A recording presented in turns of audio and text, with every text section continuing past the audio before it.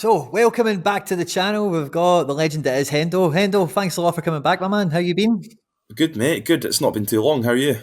It's not been just a wee week. I'm good, man. Thanks a lot for joining me. And this comes off the back of a little chat we were kind of having, talking about some of the transfers that were going on in the world of football and whatever. And you threw up the question, and I thought it was just a fantastic topic to just eat alive, basically. And do we now think, with some of the transfer activity we're seeing on Sorare, our clubs and our scouts getting smarter? You know, we're seeing a lot more, let's call them undesirable clubs, get what we see as being high level prospects. And what is the reason for that? So, where did that come from, Hendo, when you thought of that? Yeah, so we were talking sort of last week, and it was unfortunately at the sort of detriment of John. We were kind of picking a bit of fun at him, but he's had a bit of a tough summer, and it's more been about sort of U23 players. Now, I think we know it might be a bit cliche to say, but clubs maybe started using a bit more scouting when, say, for example, Leicester found Canty and Mahrez for pennies, went on, won the Premier League, and it was very stats based. And again, you've had teams like you've had like Brentford with Matthew Benham, who's come in with like a sort of money ball approach. They've managed to get to the Premier League. Brighton do something very similar, very Yeah. stats heavy approach, and it's almost like a plug and play. If they can find someone who can do the same job as, say, for example, a more established name, but they can get him for cheaper. He's come from an obscure league. He's maybe got an obscure nationality, or just there might be some external factors that other clubs might not fancy taking a risk on. If they can push an edge in that way, then it seems that clubs are taking that more often, and then just translating it back into Sorare. We're trying to plan ahead for a U23 season. It's pretty tough when you're picking these players who are especially in, say, for example, Challenger Europe. It's the easiest place to kind of look at, because I think younger players in Asia take longer to get into that team, take longer to establish, and they've got sort of certain rules where they have to play, especially in Korea, they've got to play a certain amount of under 22s or whatever it is. Yep. So they've got different rules over there, and they seem to develop a little bit slower. But in Europe, as soon as someone's had a breakthrough season, it feels like they're just getting picked up straight away. And it seems to be more and more teams that are doing it, not just necessarily the ones that have got smart scouting departments. It seems like it is getting more broad across the board. Where it becomes a really interesting point for me is like, is it the case of like these? I definitely agree with everything you've said. I think that culture in football is spreading, and that's a big part of what we see really in football fans now is the appetite for, you know, what do they see that I've not seen, and what do they know that, or what is the thing that makes this team buy a player versus that team that will, you know, like the thing always comes out like, oh, Man United said no to somebody for 10 million because he was overweight or something, and he went to somebody else for 4 million and became player of the year or something, or, you know, these stories happen all the time. So I definitely agree with that. But the other thing is like, is it just because we're so much closer to it now that we are seeing like in detail, like that guy is, you know, like normally you would see, like, we'll use Soleil as the example because that's quite current, right? But like Soleil to Torino to any other football fan in the world looks like a bullshit transfer that is like meaningless on like every level. You know, it's, you know, but to us it's like, oh, you know, it's such a huge thing because he's such a high level at where he's at versus the prospective outcome of where he goes to, kind of idea. Yeah, So exactly. I was going to say as well, just to sort of intervene. So another few like under 23s who are on the move, but just to compare them to, I would say, to the Premier League as well. A lot of the scouting, it seems, is quite lazy. So I'll take Everton for example. They've spent probably as much as all the big clubs in England, and they've got barely anything to show for it. yeah, Obviously, they bought Dele Alli in the last transfer window. I don't think he made a start till the last game of the season or the second last game, and he was about 20 million quid or something. They're looking apparently to take Harry Winks off Tottenham's hands as well, which they'll be buzzing about that. Apparently another 20 million as well. That just seems so lazy compared to, we're looking at Benfica doing deals for, say, like an Enzo Fernandez, right? yeah, Or like a Lazio's looking at a Kochu. So these players who they might have only had one real breakthrough season, but they seem to have so much an easier pathway into Europe.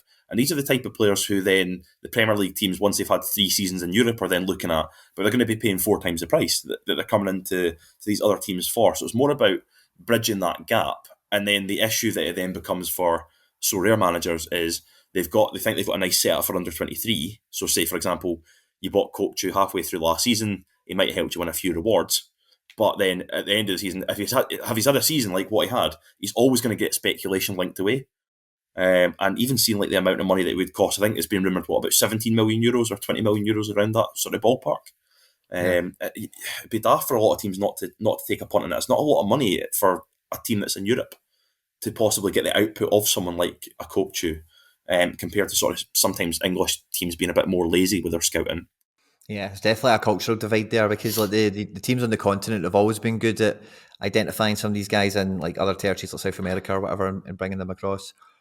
I think trying to build U23 cards, like I've previously, maybe through just lack of choice, because I've been forever dying to get my hands on like Sao Paulo, we've got Corinthians now, but Sao Paulo, Palmeiras, Santos, these big, like, that's where I want to kind of shop for U23 prospects, is like the factory, where they're actually made, not where, maybe the assembly line when they're getting put together for the big leagues or whatever.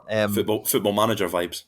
Yeah, exactly. So, like, for the most part, like, I think about some of the big ones that I've had exposure to. Like, they've been mainly guys that are already in Europe, like you say, and that, yeah, it's quite difficult to forecast because, like, sometimes, like with the champion Euro guys, you think about like a Musiala, for example, he's not going to transfer to anybody, and who could you transfer to better than Bayern Munich anyway?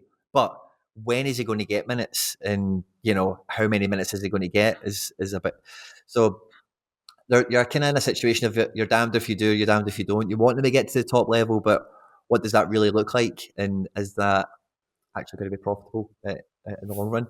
Where the teams coming in buying, I think is really interesting as well. Is like the metrics that we value on the matrix that Sorare is obviously attributed points to.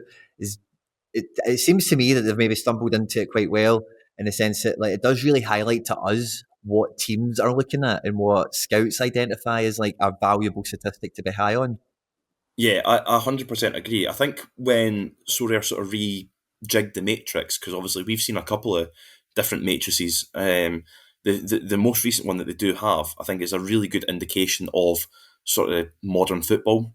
Now, it's maybe missing a few things like obviously there's no progressive passes and doesn't take into account. Well, it kind of does take into account that, but like for example, like progressive dribbles or pressures in the final third and this kind of thing. But it doesn't take into account a lot of things that maybe previously you wouldn't think about.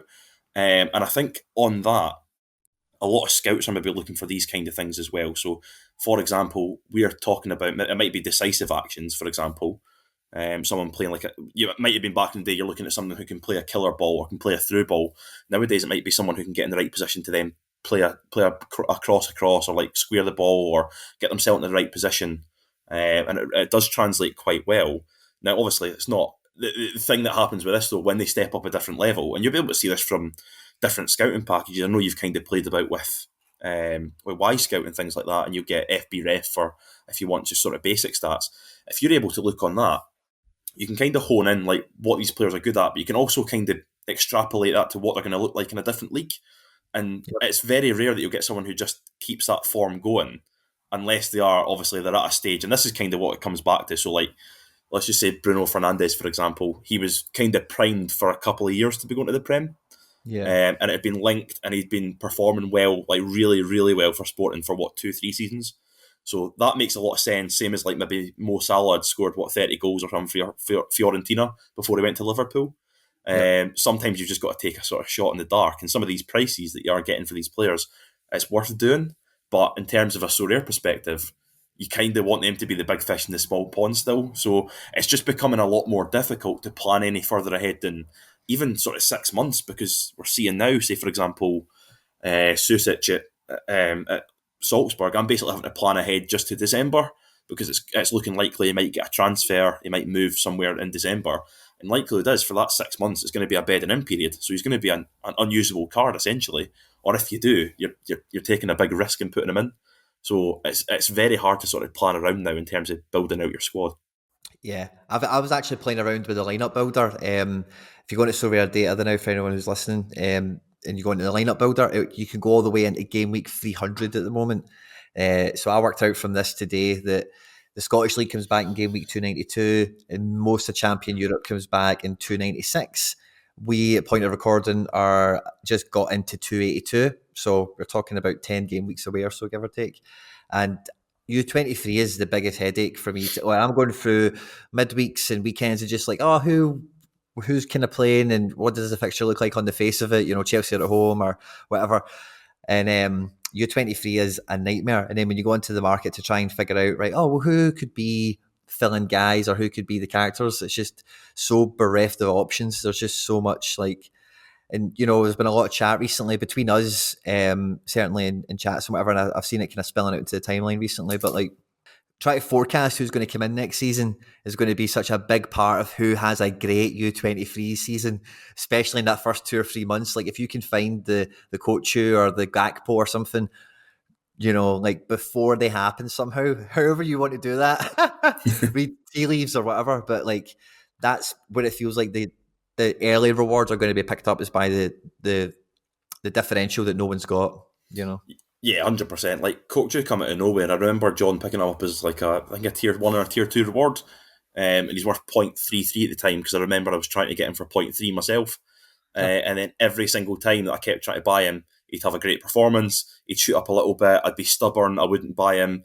And then before you know it, he was hitting, 2 ETH last season. So Yeah. it was a lot of money that I missed out on just by sort of being stubborn. But at the same time, there's no guarantee with these players that they're going to keep that form up. And then again, you've got the issue when they're not playing really well, they're just going to get picked up by someone else. So you've almost got to find a happy medium of a player who's consistently decent, but maybe goes a little bit under the radar. And doing that with a player who's at that age is just so difficult. And I think I don't know if it's just been this summer in particular, like you said, if we're closer to the football, so we know more about it and we've just realised it more, or if it genuinely is better scouting from clubs. They're actually looking for a younger age profile of player, and they're also realising that there's so much quality outside just the top 5 leagues. A lot of these teams are really challenging for European trophies. They're doing well in group stages. They're doing well in qualifying, and generally they're being really dominant in their leagues. I think we're seeing a lot of that, especially with like Ajax recently. You know what I mean? Like Ajax were really good last season, and it might be like last time. It took them a little while to build that squad together after they kind of got decimated after the Champions League run that they had. And it could be that it takes a few years to rebuild them, but at the same time, you know that Ajax are still going to be fairly dominant. Yeah, they're going to be well competitive in that league. So we're seeing it as well. We're quite close to the Celtic situation. It should be on paper. Obviously, Rangers haven't really done anything transfer wise yet. It'll be interesting just to see if they do qualify for the Champions League. It's going to be a completely different kettle of fish. Otherwise, you'd expect it to be quite a dominant season for Celtic, I would say anyway. If Rangers don't have that 25 million to sort of invest. So you're going to see that across all the leagues. And again, just trying to link it back to kind of what the channel's about and what we're passionate about, sort of Sorare and stuff. It's just going to be interesting to see how, like you said, do people try and plan ahead? Now there's only sort of, like you say, 10 game weeks till maybe the start of the European, or maybe 12 or 14 for the main leagues. Do you plan ahead, try and take a punt? Say, for example, you buy Gakpo for 1.6 or something. If he stays and he's got another year of U23, he's going to be double that price because he's one of the top players in U23. Whereas if he goes to, let's say, an Arsenal or something, and he takes a season to bed in, well, then you've lost his U23. That's a big part of why he's that value anyway. So it's just having to sort of, you've got to play that game. Do you just wait to see who actually starts the season off with a flyer and then bite the bullet and buy them, or do you try and plan ahead? It's a tough one. Do you know what I was thinking when you were saying that is, like, I think some of the players, and I think I do okay in U23s. I win a fair amount of rewards there. I'm not like a specialist in it like we've got in the community, but I'm thinking now, like, some of the players I've had some of the best success with in U23s in terms of actual performance have been guys that have been like 21 plus, so they're pushing towards that O23 level anyway. And like for some, I think it kind of depends when you're identifying people, where they're at in their career, and in terms of actual geography, as well as like the runs of the ladder that they're on, like if they're in their hometown club, or if they're in a totally like alien land, if you like, if they're, somebody who's over from somewhere else. And what then, because you've got to try and put yourself in the shoes of where do they see themselves going. I kind of lost where I was taking that. Sorry, I had a thought there. You've kind of, you've stumbled on a good thing as well, though. I think this is maybe good for me and you because we've kind of focused in a little bit more. And this was mentioned on one of the streams. I can't remember which one it was, so apologies for not picking up on that. But more about talent identification for Sorare. So we know now. I've got quite a few pieces for Salzburg, and I've got quite a lot for Celtic. You've got the City group, and you've got the Red Bull group, and then you've got your sort of Celtic contingent. All these clubs are really good sort of feeders, and you could have like a Benfica one as well. To be fair, they're really good for talent ID. Porto, Dortmund. There's loads of sort of teams that filter into maybe these sort of top teams in the world a lot of the time. Agreed. But It's good to keep that conveyor belt going because whilst you stay close to a few clubs, you'll also know who's going to be the next one coming through, or you'll get Yeah, a good grasp on, right, if they've got a player on the peripheral, is he actually going to be good enough to step in if XYZ goes? Or do you think they're going to bring something in externally? And we've kind of seen that with, like, say, for example, Sole. You mentioned him earlier on. If he does get that move to Torino, is that Pietkowski going to be good enough to come in? I've not watched enough Salzburg yet to know that, so I've not actually taken a punt on it, even though the prices kind of went up a bit. So I would have made money, I think, doing it. But because I wasn't close enough to it at that point, whereas next season, if I've got 3, 4 pieces from that team, I'm going to be watching the highlights, I'm going to be getting through the match reports, I'm going to be yeah, getting a better flavour for what that team can offer. And I think that just gives us a much better, realistic way of planning for the season ahead, rather than having to sort of spot about in different players and having to keep tabs on so many teams. And it's not even the teams; it's one specific player from said team. And with U23s, we know that players can fall in and out of the squad quite often. So if we can yeah. keep on top of these like sort of cluster of teams that we know have solid talent ID anyway, I think that's quite a good play to have as long as you can sort of afford that strategy, which I think you and I have kind of focused in on quite well now. Yeah, I totally agree. And no, I'm totally with you on all that. And then I recaught my train of thought there quite quickly. But like, what I was thinking was like, I've got Nemeka, right? And I've had Nemeka since like forever. But I got him at Anderlecht as a U23 challenger. And when I buy Lucas Nemeka, I know in my head there's a distinct possibility that he's going to become, bearing in mind when I picked him up, he was like 22. He's Yeah. going to be O23 and a champion striker in the next like 2 seasons. That's quite a real outcome for him. And when I buy that card, I kind of know that's a likely outcome. And I know that, so then I'll think of that as more like I'm buying a U23 striker for today, but in tomorrow, he's my champion super rare forward, and he's as good as he becomes. I'm taking him now at U23 because I believe in him and da da da and all the rest of it. We'll have fun in U23 with the kid gloves on. And then when he becomes a senior player, can he do it at so that's not, it doesn't work every time, of course, but with some cards, like, I think if you have, like, Coop Miners is one of these ones I was always like rose tinted glasses on because it's like, well, if you get Coop Miner, surely he's going to champion at some point. He's really good. Like, he goes to champion. Maybe, some of these things are quite obvious, with some of them. Like, Nemeka's going to go to Germany, mid table team, be on the bench, score a few goals, whatever. As long as you're aware of what that kind of probable worst case scenario is, anything better than that's a bonus. And then when that does happen, there's not really any room for disappointment there. Yeah, exactly, and that's why, from a Sorare basis, I try not to take too many like just completely random punts. So, like for example, one of the ones I've got is Taffiner, who's come in. He's actually had some big scores on my U23. He's only 20 when I bought him, so I thought, like, worst case scenario, I might get a few games out of him. He had good like decisive stats, so I was like, even if he has a shite game, he might get a 60, and in U23 that's pretty valuable for a super rare. He only cost me point 0.2 at the time for the super rare, and he's just one of those, like, I can plug and play him because he fits with my other sort of Austrian cards. But I wouldn't have too many of those pieces just dotted about the place, because then you could end up with an ETH's worth of value that you could have spent elsewhere. And yeah, it's fine because one of them might pay off, but at the same time you might just be left with dead wood. And I've found that with people like maybe like Stengs. I thought Stengs could actually go to Europe and really kick on. I just feel Same. like he's not quite found the team to do that with.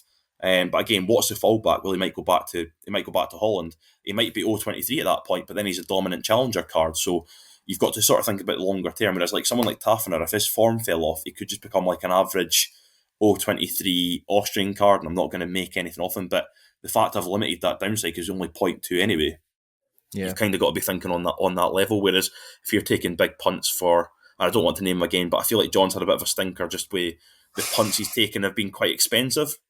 And Yeah. then what's his next place? So, like, for example, Zion Fleming, we got the news about an hour ago. He's Yeah. apparently away to Millwall. Now, some people think, right, he might get 46 games in because they play a lot of games, but I don't know. Do you see him as like Pirlo went there from Holland and scored 20 goals or something last season? He could do that, or Yeah. he could be his style. I don't know enough about his style of play. It could be like Lyndon Dykes, who scored like 8 goals, 7 goals in the league or whatever it was. It could go either way. And I don't think Millwall are historically like a great team in that league. They're sort of mid-table, I think. Yeah. So I don't know. That could go either way. And then again, he's solely, if he goes to Torino, it's more about, it's changed the purpose for what he's bought him for. So I mean, he could still do great. He's still got that kind of scoring in him if they can play the same sort of football. It's just looking at Torino's defenders now; they don't tend to score that way. So unless there was a change in system or something that happened that way. It's not the ideal transfer, put it that way, but at the same time, it's not irrecoverable either. I think that's what kind of brought this whole thread to bear is like, because these guys that do look super dominant will look super dominant to all the scouts around Europe that are all like trying to buy 5 players between 12 clubs or whatever, you know. And when you're looking at these guys, you know, their stats are good for a reason. And that's like, again, the sort of thing we were chatting about earlier is like these things are obviously really important to the modern football club. You know, if you're picking up powerful centre backs that can get passes and midfielders that can play amazing balls and win all their duels every game and do all this stuff, there's plenty of teams out there that are crying out for players of this kind of shape and size. And then It used to be. Sorry to interrupt. It used to be thinking just ball playing centre back. It used to just be like a term. Now it's about, well, a ball playing centre back, you can be comfortable in the ball, but it's all about how do you progress the ball? Like, how many passes into the final third are you doing as a defender? How often are you actually getting it out into like the sort of the areas where you can create chances? I think that's the teams are, and when we're talking about smarter scouting, I feel like that's kind of what they're getting at. Because, like, for example, I always just go back to the bite the bullet one that I made, which is Gvardiol. I think anywhere that he can go, I'm not worried. If he goes to Chelsea, I'm not worried. If he goes to whatever team, he's coming in as a starter, and he's only 2021, so he's plenty of U23. But the point being, because of his style of play, he's pretty rash, he's pretty aggressive, he picks up far too many bookings. But at the same time, his progressive passing stats are off the charts. And in terms of, if we look at SO5 wise, that's a great thing to have for a defender, especially on a ball dominant team. But then if you look at that in real life, the top teams are ball dominant. The top teams want a centre back who can dribble with the ball and get it to the forwards and get it to the number 10, get it into the wingers to get into the danger areas. So he fits all those bills for real life football and SO5. So that's one of those, unless he gets a really bad injury, which is just unavoidable anyway. I don't. It's a very sort of, there might not be too much upside on where I've bought him, but I don't see too much downside either. Yeah, let's try and minimise that as well. But then I think the next part of the strategy then falls in. It's like I think it's normally what Sean does, what PSU does, is like, you know, buy the guy when you know he's the guy kind of idea. And if that does become the ultimate answer for U23 in terms of like making sure that any wedge you're putting against a team in that is what you need to do, then that's not a lot of fun. But you just need to sit on it and you just need to wait, you know, because if the transfer jeopardy is like make or break, and these things will come out of nowhere. Like, it's not even July yet. The transfer window goes all the way to when? 1st of September? You know, 31st of August. We've not, you know, there's plenty of time for everyone to be linked to West Ham and Fenerbahce. They'll be linked to every player in the Sun. They get linked to everyone, you know. And so, again, like you said, that's a great point. And when you look back on it as well, you can try and be smart as you want. I seen today that that Odegaard guy got his move to AZ. So, like, cool. if you think of, we're then just comparing. So, like, for example, I seen someone picked up the Super Rare for like fairly cheap a few weeks back or months back or whatever it might be, or relatively cheap, what you might think now. That's all putting into perspective. Like, you're basically comparing him to Carlson. Carlson's been established, for 2-3 seasons in that team. He's kind of grown into the role, and now he's kind of grown out of it. So he's probably ready for a champion team. And this is, again, if you were buying Jesper Karlsson, you'd surely have that in the back of your mind. He's now primed for a champion move, like a Napoli or to one of these sort of feeder clubs that go into the top team. He's not ready for like a top club yet, but he's ready for one of these feeder teams. So now it's on the assumption this Odegaard, who is, by the way, 23, so the same age as Karlsson, he's not established himself in the team. They're then just putting him straight on a pedestal that he can perform on that level. On paper, it might just be like for like, but in theory, it might not work out that way. He might not score the same. He's got a different style of play. The team might be weaker because they've sold their main player. There's so many variables that come into something like that, like I said, whilst it's worth taking some punts, it's maybe not worth taking them at like a ridiculously high price, without knowing a lot behind it. So, and again, that comes down to they can't perform too well because then they just get picked off by your feeder clubs, your Lazios, Romas, these kind of mid-level teams who are happy to spend 15 million euros on a player like that. Yeah, totally. I think it's actually interesting. I was just going to mention, we're talking about like our clubs scouting smart. I always think Man City are a great example of a team who recruits extremely well, because if you think about it, Man City don't really spend like a ridiculous amount of money in a window, but they're going to spend 70 million on a player if you'll improve their team. Like Ederson's been there for years now. He was 50 odd million. He's been great. Kyle Walker was 50 million. He's been unreal.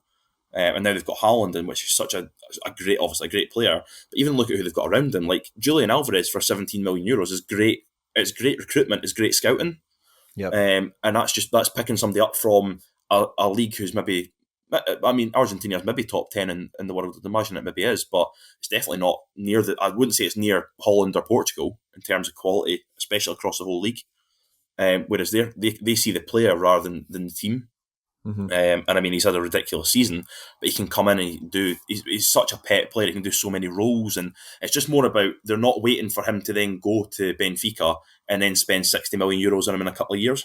It's Yeah. how many teams are going to take the delve and do that at the source? Liverpool have been great, maybe not on the same level because they're spending sort of 40 million a player, but even keeping these players in their wage structure and picking up people like Luis Diaz, who's just seems like he fitted in straight away. And then you've got people like Man United buying Maguire for 80 million and stuff. You know, it's crazy. It's mental. And all the while, there's glorious centre backs all the way through Challenger that will win you tackles and headers for fun. We've seen what Inacio's emerged this season. He's only 20 or 21. I think he's got 45, 50 million euros on his head. Big Quates could do a job for Man United. Yeah, I was thinking more even like U23, but like you said, there's these players who are at like certain ages and stuff. And I think even again, City they picked up Ruben Diaz after 2 great seasons in Portugal. Yeah, at a great age profile for like 60 million euros. If you keep him for 10 years, it's peanuts based on what you can offset. And he's leadership on the ball, progressive passes, wins his duels, can score a goal. Like he's like one of the best centre backs in the world, and it's more being smart with our scouting rather than just sort of going outside. But can more teams adopt it? I guess is what we're trying to get at. yeah. And from a Sorare perspective, I'm just thinking: is there like a potential like Jota strategy that could be like executed? So like looking at teams like Benfica, who have lots of excess U23 cards of guys that will not play. Some of them you maybe know already, but a few that you won't know the now. And a few of those guys, they'll get a transfer and you will never hear about it. But one day they'll start popping off scores and it'll be like, oh, who's this guy Ferro in Croatia? You know, boom, boom, boom, boom, boom, boom, you know. So maybe that's a nice way of speculating on some U23s for next year is just looking at the fat academies that have just got to like get some of them out somewhere. It definitely is, and we've literally spoke about it. Well, we spoke about it already today. It's about these clubs have a rich history of bringing through talent. Right, their talent ID from because their academies go so deep and like to such a young age. These players are getting brought through, but they're also because they're in sort of not less competitive leagues, but I would say the golf in these leagues is quite high. So like an Ajax to like a Fortuna Sittard, for example, they can go and put in a lot of young boys into their first team because they're of a certain quality and they can actually develop them. Same with Sporting, same with Benfica and Porto. Celtic maybe not so much, and it's not. I think it's just down to general quality in Scotland from young players. Like Celtic haven't brought through a ridiculous amount of young players, and the ones that they have sort of like Forrest and McGregor have stayed at the club. A few others have went on to great things like Tierney and stuff like that. But in general, maybe Scotland's lacking a little bit despite the dominance. But again, I think it's completely different because like every team, I feel like it's a different cauldron in Scotland. Like every game's a cup final, and it's such a competitive league, and it's played at like a million miles an hour. There's just like there's sometimes no room for the same kind of development that you've got in these sort of maybe warmer climate or maybe less like fierce competitively leagues. And that's not to play anything down. I know Scotland kind of intimately, but again, like you said, if we as Sorare managers can identify right, Sporting's got a great academy, the Red Bull system, they're always developing people because they can take them for the Salzburg level, and if they're good enough, they'll go to Leipzig, or they might go to the Brazilian Red Bull team. You know what I mean? They've got all these different avenues, and then City Football Group can send them all over the world. They've added Palermo they've just bought over, I think, so they've added them to them as well. So they're going to have 5, 6, 7, 8 teams all in this group that they can send players out to. And then, like you said, if one of them hits it off well, Vinicius Souza last year, part of, I think he belongs to Locheren, who are part of City Football Group, loaned him out. Great season. Now they're looking at 8-9 million quid. But from a Sorare point of view, if you're able to talent identify, like pick him up when he's 18 in the academy, let him sit for a few years. Don't worry about his price in the short term. And then if a few of these pay off for you, if you've not got a huge budget, it seems to be if you can look long term, it's a great way to start building up real quality in your gallery, I would say. Aye, I've had a lot of fun with that certainly. And Vinicius Souza, there's been a few that I've missed unfortunately, and it's one of these ones that it's always the ones you miss are the ones you're like, I knew should have got that the extra couple or whatever. But I definitely think that's something because some of these guys that you've never heard of before, they are DNP'd all over their card. Like they are not going to be priced that high, and it is a bit of a stab in the dark with some of them. You know, like if they get a transfer, especially if you're not buying off the back of a rumor.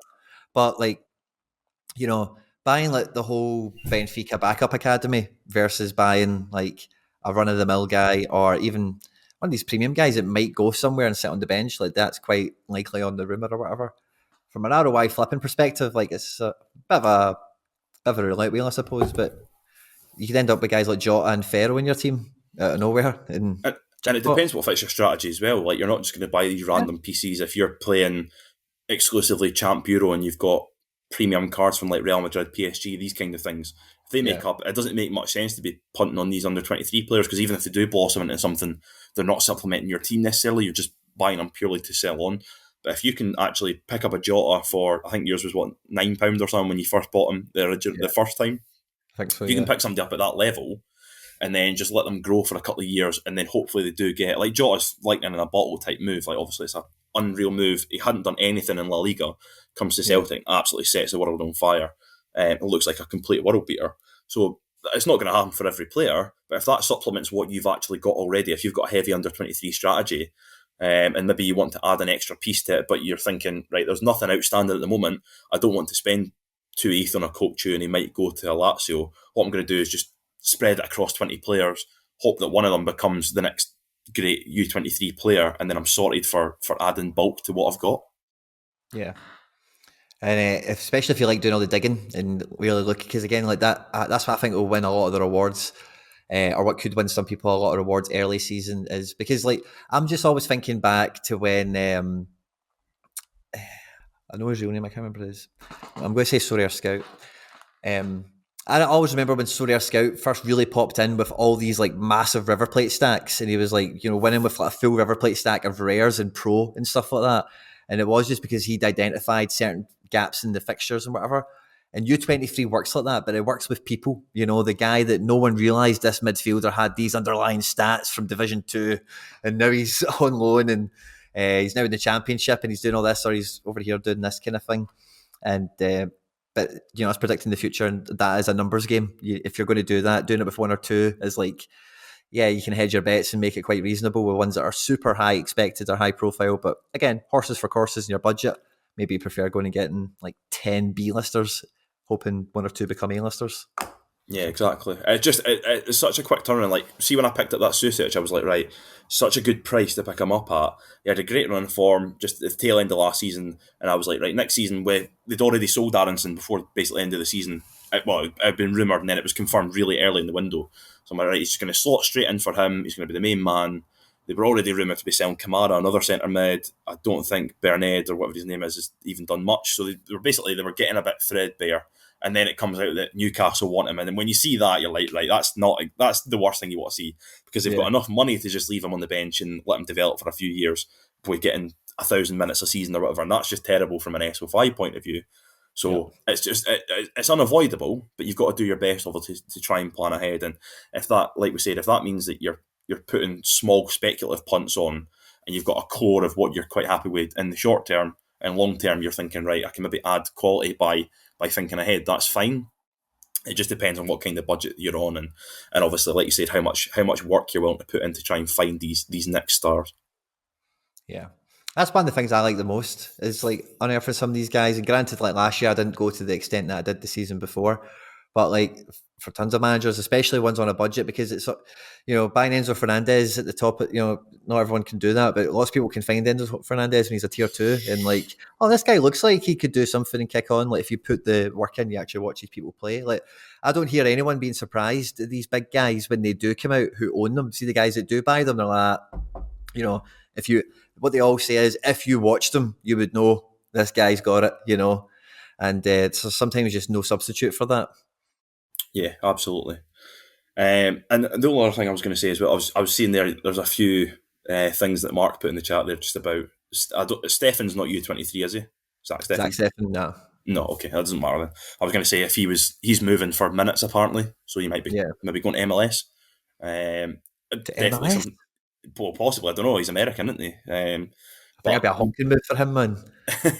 we'll see what happens there. But yeah, he's wanting to move for minutes. But what I was going to say is, like, again, these teams like City, for example, you could just get these random like things popping off. So like Muric, for example, his scores were amazing. His price went up, and then his scores fell off. His price went down. Back to City, his price dropped, and then now he's maybe going to Burnley, so he's priced up again. So if you're thinking long term, if you pick up a Muric when he's like 18, 19, let's just say hypothetically, you could Yeah, have yeah. got one when he was 18 or 19. If you were able to just forget about the price fluctuation in the short term and just ride it out for that whole period of time, if you could use him for his utility wise, you'd be laughing. So Yeah. again, it's more about maybe not thinking so short term unless you're having a complete change of strategy. So we've both sold off pieces of the gallery that a lot of mine have just been people who've been 23 going on to 24, so they now no longer can be played in U23, and they're still getting half decent prices for them because they're decent cards. Yeah, yeah. That's fine. I'm happy to let them go because they don't fit my overall strategy. And again, it's been about sort of, I've not really played Challenger before, and I've tried to make little mini stacks and have little eyes on things. I don't watch like Belgian football enough to know enough about it. Whereas Sure. I've built now a Celtic stack, so I can keep an eye on it. I can be happy when they win because obviously my dad's a Celtic fan, so that's you've got a bit of like skin in the game in a way. But at the same time, I watch Scottish football every week, so I can actually keep on top of it and know a lot about how the team's going to play and how they might line up after a European game. And there's people around me like yourself or like Mark or other resources that we've got to help sort of mitigate like DMPs and stuff. So building that little core to then compete in a different division has been really enjoyable, first of all, to build. But I think it's going to be really fruitful next year because you're on top of it as well. Yeah, big time. Can't wait for it. It's going to be so good. It feels like every time I'm doing content now, I'll just keep, because it's like 10 game weeks every now, but it's like, it's getting close. It's getting close. It's going to be so good. Cannot wait. Cannot wait. I'm so excited, mate. I'm so excited. I've got the little ETH grinder that's been going through the summer. It's doing okay. It's doing its job, but I've not cracked any real cards yet or really threatened. But yeah, as soon as Europe comes back, it's now just about, I've got a few pieces to slot in just before the start of the season. I've raised the funds for it, so there's one or two bits to get in, and then after that, I'm pretty happy. And again, I'm not going to go.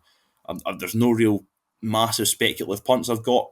Who's the Mbappe hunter for next year, Hendo? That's what the people at home want to know. That's a good question. I know that I've basically got a team settled for at least to December, I think. So once all the European leagues are up, it's going to be one of the U23 goalkeepers, whoever's got the better fixture, whoever's playing. It's going to be Gvardiol super rare. He's going to be in every week. It's going to be Susic super rare. Mbappe, obviously, he's going to be in. And it's going to be one of whoever else. So there's like Zacharian, he's there. It might be that I go double defence because I've got a few defensive pieces. I picked up the lad Seivold from Salzburg as well. Really solid scorer. They can pair up well with Susic in that midfield. And there's a few other bits and bobs that can maybe fit in fixture-wise. So they're going to be the under-23 Rare Pro, and they're going to be hunting down whatever prize we can get in there. It's all about maximising that Mbappe utility. And really looking forward to it. It's going to be a good season, I think. Well, I wish you all the best luck. I'm sure I'll have you back on to go through it all as it unfolds. But it's been an absolute pleasure, man. Thanks a lot for coming on and getting stuck into under 23s and scouting, and what do we think about the world of football and what to be prepared for when you're buying U23 high prospects. Exactly. It's always good to chew the fat with you, Quinny. Always good, mate. Let's get into all the giveaway stuff before I let you go. I'm still doing monthly giveaways and I'm making it easier to enter. If you want to be entered to win this month's prize or any future giveaways here at the channel, all the same rules will always apply. Hit the subscribe button, you need to be a subscriber to enter, then leave a comment down below. Each month, a random comment from a random video will be selected as the winner, so the more videos you leave a comment on, the better the chance you've got of winning any of my giveaways. All the winners are announced at the end of videos the same way as we're doing here.